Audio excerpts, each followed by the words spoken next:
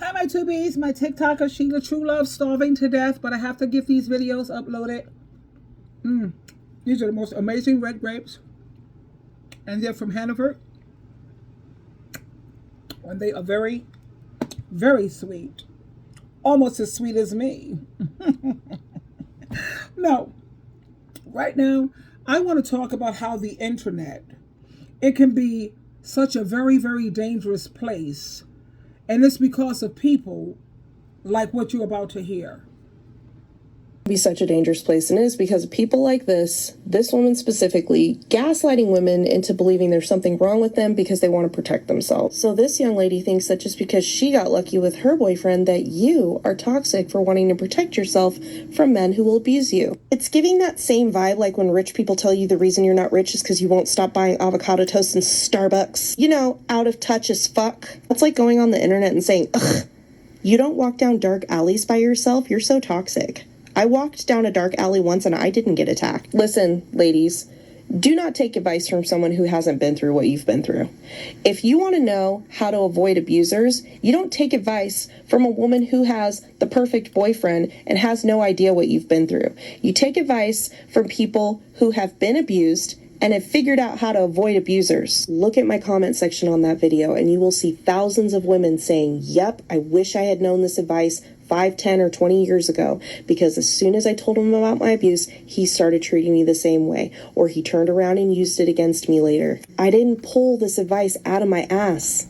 I got this advice from multiple abusive relationships that I've survived, multiple therapists I've seen and talked to about it, and multiple other people who have been through what I've been through and took this advice and got better results. Listen to the people who have been through what you're going through right now and have survived it, and then do what they did. Now, a lot of you guys have been asking, well, if I don't disclose my trauma, how is my partner going to know how to help me? I know some of you are going to hate to hear this, but in the beginning of your relationship, your partner shouldn't be helping you with your trauma. You shouldn't be getting that intimate with someone you've just met. Listen, I've been guilty of it too, but some of y'all are getting way too close with people way too fast. He's a stranger. Your partner has to earn the right to your vulnerability, and that takes multiple situations that they were put in where it was time to prove it and they came through. I would say give it at least a year before you disclose. That's just me. But at the very bare minimum, 6 months. And even then, I wouldn't be giving great gruesome details. I would just kind of give a very quick summary like, he didn't treat me well, so I left. He started becoming manipulative, so I left.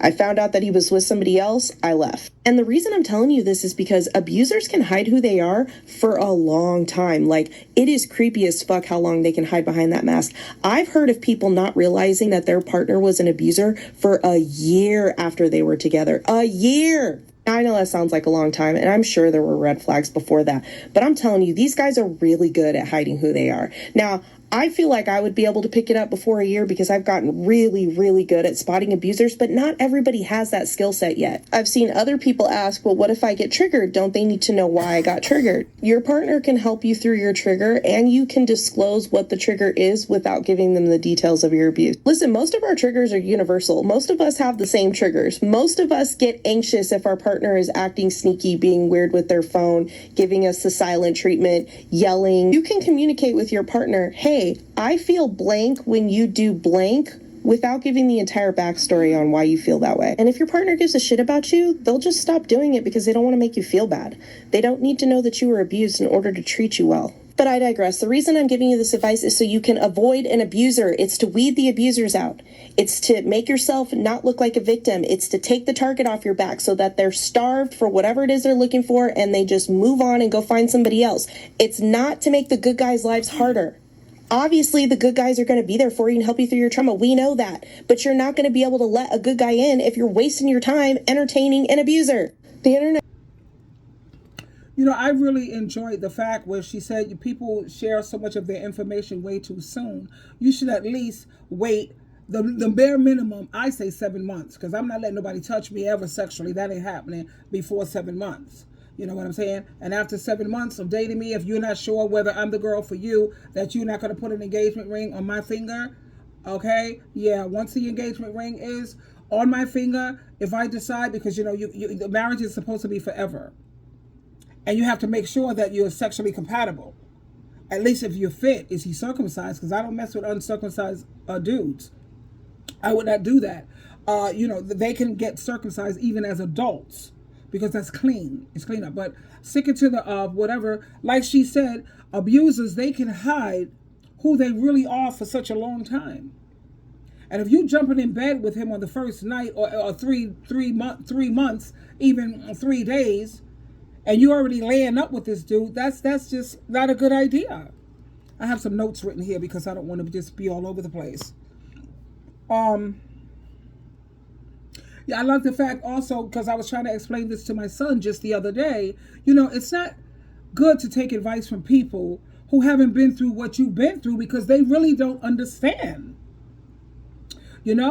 I'm not saying that, like, my son is a social worker, a therapist, and a counselor, and he deals with people who have like crack addictions, cocaine, crystal meth, alcoholism, what have you. He doesn't have any of those things, never went through any of those things, not even smoking cigarettes. Me, myself, I've went through my experimental stages. I have been at the top of the mountain. Trust me, I've been at the top of the mountain, and I was one of the fortunate ones who made it back down safely. Thank you, Jehovah, Jesus Christ, and the Holy Spirit, and my mother. My mother used to read the Bible with me hours on hours on hours. And when I found myself at the top of the mountain in certain situations, all of my Bible teaching came right back to me.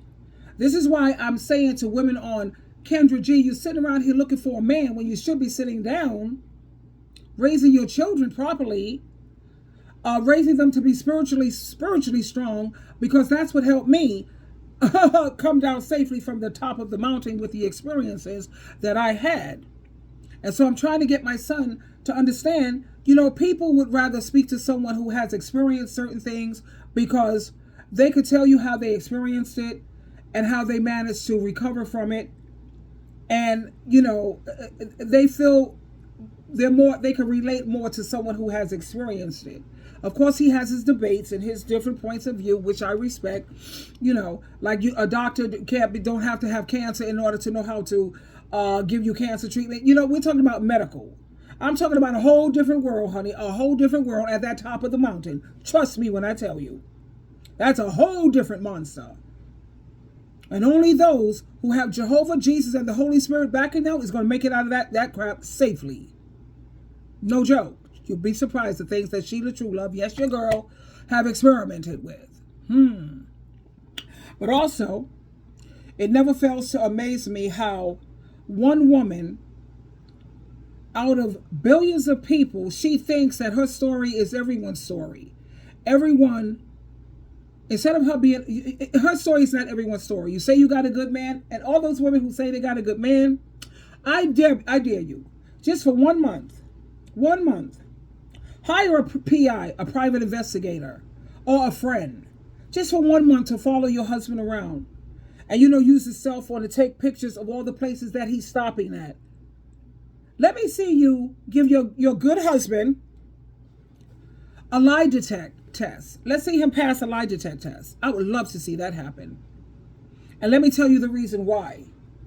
I'll show you the reason why. Actually, I don't have to show you. Just go on Facebook, Runaway Husbands. Go on Facebook with these women who thought that they had the most amazing husbands, and they were shocked. Lo and behold, the things they found out, they were in shock. These women are basket cases, psychiatric hospitals, a mess. You have these people who's living in these me bubbles, and they think their experience is everyone's reality when it's not. We all have a story of being treated badly. And you know what? When I listen to women like her, I'm going to post her name I'm going to pin it in the comment area, because she's amazing. She's a part of the sisterhood. She's woke. And I love women who are woke, who are no longer walking around thinking that a man is the be all to end all. Without a man, life is not worth living. I don't even hang out with women like that anymore. Women who feel that, drama, stress, anxiety, pain, misery, and suffering is better than peace, tranquility, joy, and freedom. No ball and chain limiting me on what I can and can't do. Yeah.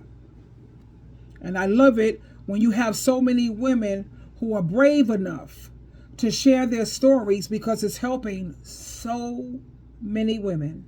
And I am so happy about that. Here, eat a grape. You hungry? Here, open your mouth. Mm. This is SheilaTruelove, and I'm off to the next video.